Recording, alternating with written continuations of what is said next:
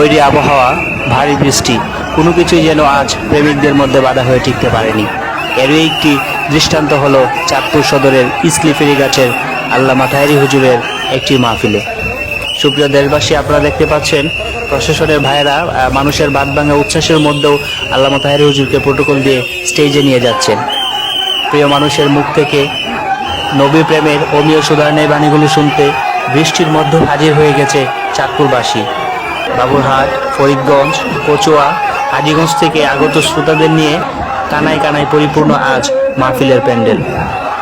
নিঝুম বৃষ্টিতে প্রকৃতি যখন নিস্তব্ধ, ঠিক তখনই চাঁদপুর ইসলিঘাটের মাহফিলের এলাকাটিতে নবী প্রেমের জোয়ার বইছে।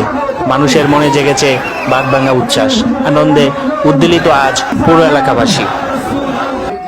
মাহফিলের স্টেজে উঠে যখন হুজুর হাত নাড়লেন, তখন মনে হলো নবপ্রাণের সঞ্চার হয়েছে আজ শ্রোতাদের মধ্যে।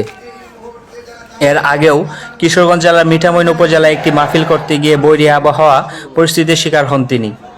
নানা ষড়যন্ত্র, দুর্যোগ, সংকট মোকাবেলা করে দৃঢ় প্রত্যয়ের সাথেই ধর্মের সুমহান বাণী তিনি পৌঁছে দিচ্ছেন বাংলাদেশের বিভিন্ন প্রান্তরে। এত কিছুর মধ্যেও মানুষের ভালোবাসাকে পুঁজি করেই এগিয়ে চলছেন সুন্নিয়তের এই নয়নমণি। আজকের মাহফিলে আমরা যে দৃশ্য দেখেছি, বৃষ্টির মধ্যেও মানুষজন ঝড় বৃষ্টিকে উপেক্ষা করেও এভাবে সচরাচর কোনো মাহফিলে কিন্তু উপস্থিত থাকে না। এবং আজকে কিন্তু আমরা সেই একটি নতুন দৃশ্য আমরা দেখতে পেলাম, যেখানে মানুষের প্রেমের কাছে, নবী প্রেমের কাছে আজ হার মেনে গেছে যেন প্রকৃতি।